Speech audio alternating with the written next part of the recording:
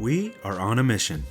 A mission to find the most consistently average starting pitcher of all time. We're looking for the prototypical number 3 guy in a rotation year in and year out.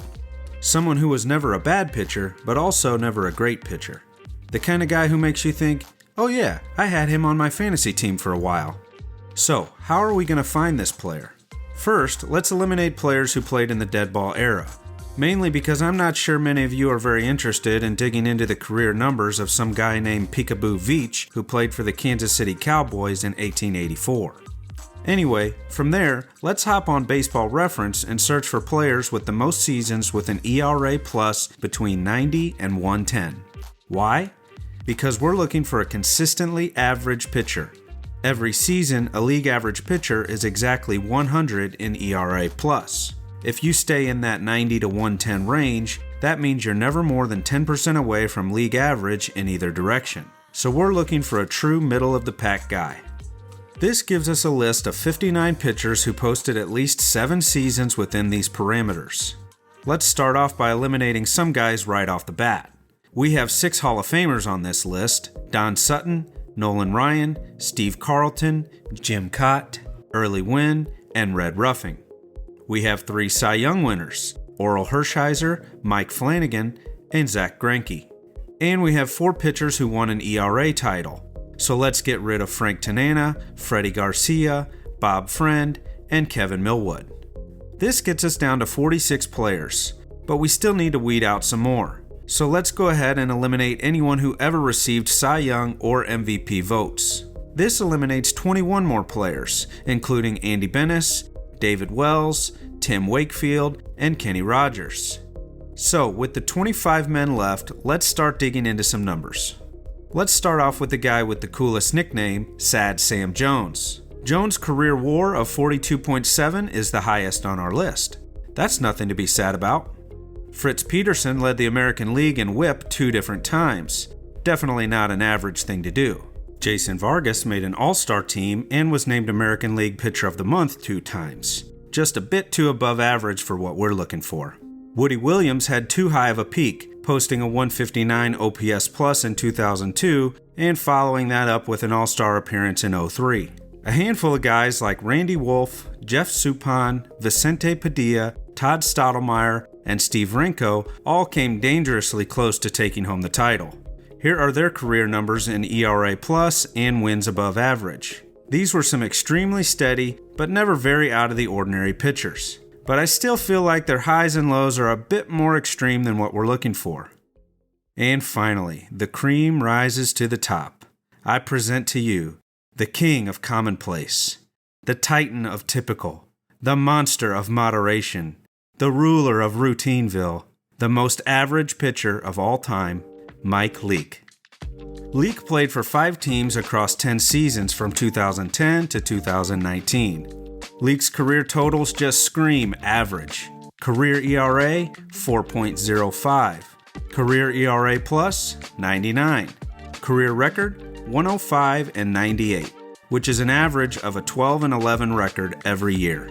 Even though Leake was a steady, reliable pitcher every single season for 10 years, he never made an All-Star game, never received a single Cy Young vote, never won more than 14 games, never cracked any leaderboards in anything significant like ERA or strikeouts, and never even got hot enough to win any weekly or monthly awards.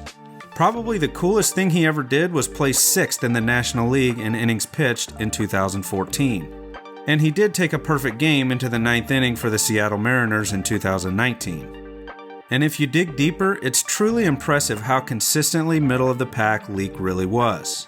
From 2010 to 2019, there were 153 pitchers who started at least 100 games.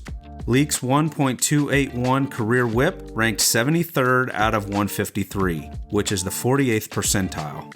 If you look at some more advanced stats on Fangraphs that are park and league adjusted so that 100 is always league average, here are Leake's career numbers.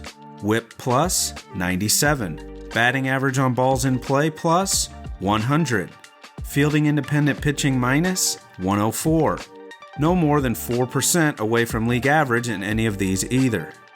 Now, let's look a bit more at his ERA+, since the name of the game is preventing runs. In his 10 seasons, Leake only posted an ERA plus outside of our 90 to 110 range 2 times. And even in those 2 seasons, he posted an 87 and a 112. To help put that into perspective, let's look at those guys I mentioned earlier. Here are their career highs and lows. And here is Mike Leake. Even compared to some of the most insanely, consistently average pitchers ever, Mike Leake is just even more consistently average. And here's a look at some other average-ish starting pitchers with more typical careers with even higher highs and lower lows. Here you start to see how much of an outlier Mike Leake really was. Leake's peak season isn't as great, but his worst season also isn't as bad. Now, let's look at one more stat, runs above average.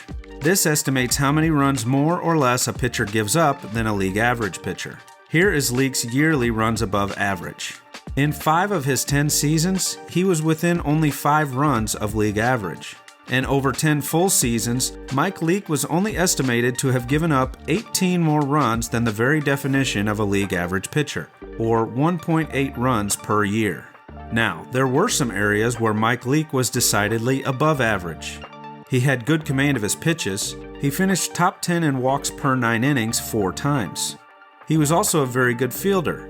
He finished his career with 39 defensive runs saved above average, and he won a Gold Glove in his final season in 2019. And he was a pretty good hitting pitcher too, posting a 192 career average with 6 home runs.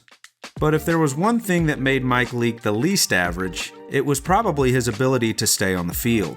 In his final 8 seasons, he started at least 30 games every single year. And as they say, the best ability is availability. The 2010s will be remembered for many things. The emergence of Mike Trout, the Cubs finally winning the World Series, that crazy Hunter Pence broken bat, and hopefully people will remember the steady career of the most average pitcher of all time, Mike Leake.